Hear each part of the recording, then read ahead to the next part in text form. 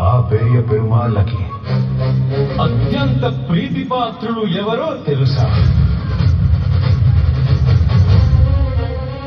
శ్రీమద్ రామానుజాచార్యుల వారే.